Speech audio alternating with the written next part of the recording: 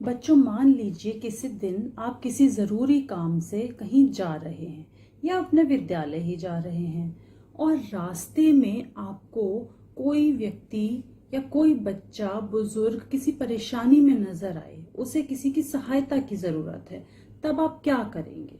उसकी सहायता के लिए रुकेंगे या फिर अपने स्कूल या जिस ज़रूरी काम से जा रहे हैं वहां चलते जाएंगे? मुझे तो लगता है कि आपको उसकी सहायता के लिए रुकना चाहिए, क्योंकि उस समय सबसे जरूरी है उस व्यक्ति की सहायता। तो आज मैं चित्रा बंसल, आपकी हिंदी टीचर, जो पाठ आपको आपकी पुस्तक उल्लास से पढ़ाने जा रही हूँ, उसमें आप देखेंगे कि जिंदगी में सबसे आगे वही निकलता है जो लोगों की मदद करता है। कहानी का नाम है अपनी सुरक्षा। पढ़िए मेरे साथ साथ, बोल बोल कर। सुनना भी है और पढ़ना भी है, साथ में समझना भी है।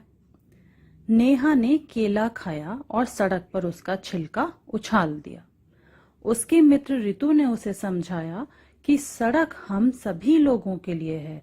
सड़क से लगा फुटपाथ हम लोगों की सुरक्षा के लिए बनाया गया है। सड़क पर चलते समय हमें निम्न नियमों का पालन करना चाहिए। तो सड़क पर केले का छिलका किसने फेंका? नेहा ने। क्या वो अच्छी बात है? आप ऐसा तो नहीं करते ना? बिल्कुल नहीं करना है। वैसे तो कुछ भी नहीं फेंकना है सड़क पर खासकर केले का छिलका फेंकने से क्या होगा कि अगर गलती से उस पर किसी का पैर आ गया तो वो बड़ी जोर से फिसल कर गिर सकता है। तो रितु ने उसे समझाया कि सड़क के नियमों का पालन हमें करना चाहिए। और वो नियम कौन कौन से हैं देखिए। सड़क पर करतब या खेल नहीं करना चाहिए। सड़क पर जहां इतने वाहन आते जाते हैं वहां पर हमें भागना, दौड़ना, खेल बिल्कुल नहीं करना चाहिए। सड़क के बाईं ओर चलना चाहिए। बाईं मतलब लेफ्ट साइड पर। जब भी आप सड़क पर यदि पैदल चल रहे हैं तो फुटपाथ पर चलना चाहिए और लेफ्ट हैंड साइड पर चलना चाहिए। यदि किसी वाहन में भी हैं आप, अगर आप मम्मी पापा के साथ गाड़ी में भी जा रहे हैं तो ध्यान रखिए गाड़ी जो है सड़क के लेफ्ट हैंड साइड पर चलनी चाहिए। अगर आपको सीधा सीधा चलना है, अगर कहीं पर सीधी तरफ मुड़ना है तब आप अपनी गाड़ी सीधी तरफ ले जा सकते हैं, वरना अगर सीधा चलना है, सीधी सड़क पर चल रहे हैं तो गाड़ी उल्टे हाथ की तरफ बाईं ओर रखनी चाहिए। सड़क पर किसी जानवर को नहीं छेड़ना चाहिए। सड़क पर अगर कभी कोई कुत्ता या गाय, किसी तरह का कोई भी जानवर हो तो उसके साथ छेड़छाड़ नहीं करनी चाहिए। क्यों? क्योंकि अगर वो आपके छेड़ने से इधर उधर भागेगा तो इससे सभी को परेशानी होगी। जेब्रा क्रॉसिंग से सड़क पार करनी चाहिए। जेब्रा क्रॉसिंग आपने देखी है? ये देखिए सामने चित्र में भी बनी हुई है, जहां पर सफेद और काली धारियां होती हैं, उसी पर चलकर आपको सड़क पार करनी चाहिए। सड़क को कूड़ा डालकर गंदा नहीं करना चाहिए। कूड़ा तो हमें कहीं बाहर डालना ही नहीं चाहिए। कूड़ा कूड़ेदान में डालना चाहिए। चाहे आप घर में हो या बाहर, जगह जगह पर कूड़ेदान होते हैं। कूड़ा डालने के लिए हमेशा कूड़ेदान का ही प्रयोग करना चाहिए। ट्रैफिक लाइट की बत्तियों का पालन करना चाहिए। आप देखते होंगे ना, लाल, हरी, पीली बत्तियां लगी होती हैं, तो उनका आपको पालन करना चाहिए। उनका मतलब तो आपको मालूम ही होगा। तो वो लाइट जली हुई है उसी के हिसाब से आपको रुकना है या इंतजार करना है या आगे बढ़ना है, उसका मतलब समझ के तब आपको उनका पालन करना चाहिए। लाल बत्ती का क्या मतलब होता है? ठहर जाओ, रुक जाओ। और ग्रीन बत्ती का अर्थ होता है कि अब आगे बढ़ो। और अगर कभी ऑरेंज या येलो है तो उसका मतलब है कि अभी आप प्रतीक्षा करो, आपका नंबर आने वाला है। तो जब हम सड़क के नियमों का पालन करेंगे तो हम भी सुरक्षित रहेंगे और हम बाकी सबको भी सुरक्षा दे सकेंगे। सूरज की माँ घर से बाहर आ गई थी। तभी सूरज को लगा कि घर में बदबू आ रही है। उसने बाहर निकलकर अपने मित्र कमलेश को बुलाया। उसने भी कहा कि घर में बदबू है। जैसे ही सूरज रसोई घर की ओर गया तो उसे पता चल गया कि गैस लीक कर रही है। वह रसोई घर की बिजली खोलना चाहता था, मगर कमलेश ने उसे रोक दिया। उसने कहा, हमें गैस लीक होने पर निम्न नियमों का पालन करना चाहिए।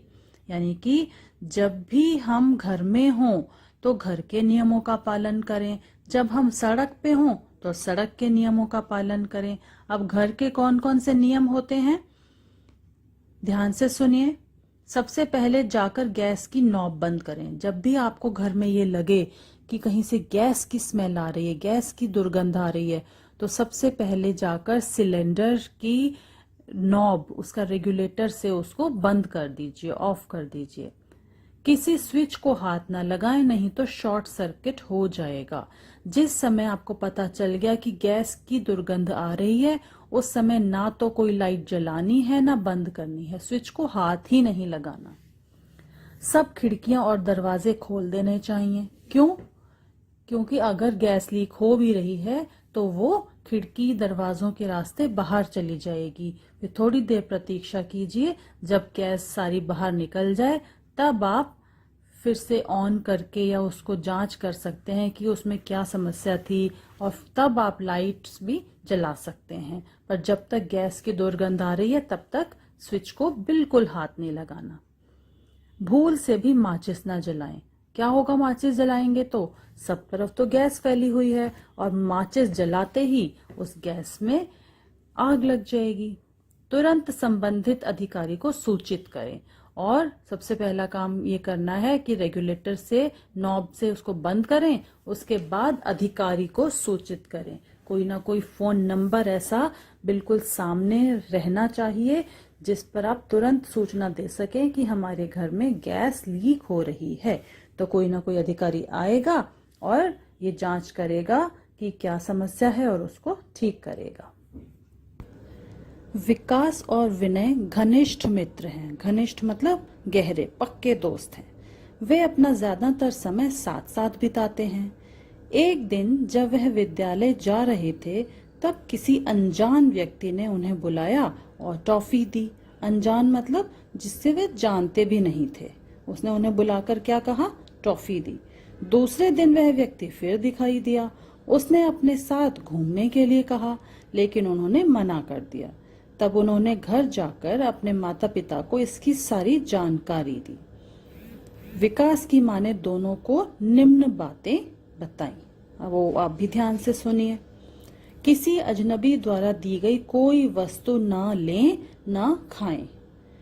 तो कभी भी जिस व्यक्ति को आप जानते नहीं हैं उससे कुछ नहीं लेना है, ना खाने की चीज ना इस्तेमाल करने की कोई चीज, उस चीज को हाथ ही नहीं लगाना। किसी के साथ बिना बताए कहीं ना जाएं।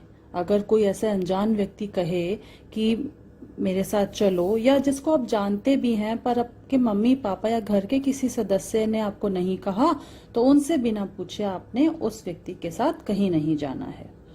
यदि कोई आपको परेशान कर रहा है तो अभिभावक, शिक्षक आदि को इसकी जानकारी दें।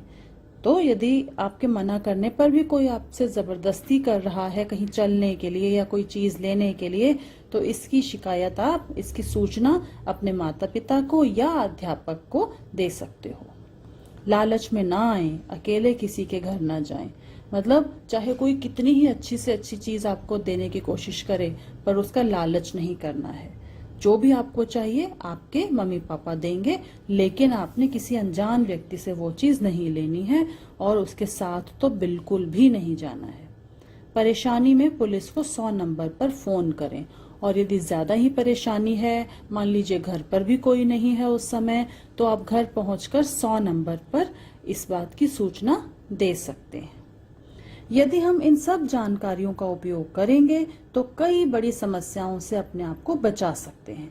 आज के समय में हमारे बीच यदि अच्छे लोग रहते हैं तो ऐसे लोग भी रहते हैं जो हमें मुसीबत में डाल सकते हैं। इसलिए हमें सचेत रहना चाहिए। सचेत मतलब सावधान। हमारी सुरक्षा बच्चों हमारे ही हाथ में है। हर समय कोई ना कोई हमारी सुरक्षा के लिए हमारे साथ हो, ऐसा नहीं हो सकता। तो हमें खुद ही सचेत रहना चाहिए, सावधान रहना चाहिए और अपने आप को सुरक्षित रखना चाहिए। तो बच्चों, इस पाठ ने तो हमें बहुत जरूरी बातें बताई। आप सब याद रखोगे ना इन सबको? तो ध्यान रखना है, सचेत रहना है, सावधान रहना है, अलर्ट रहना है। अगर आपके आसपास कोई कुछ गलती कर रहा है, लापरवाही हो रही है किसी से, तो उसे भी समझाना है और आपने किसी तरह की कोई लापरवाही, कोई गलती नहीं करनी है। अगर आप ऐसा करेंगे तो आपके साथ साथ बहुत से और लोगों का भी फायदा हो पाएगा।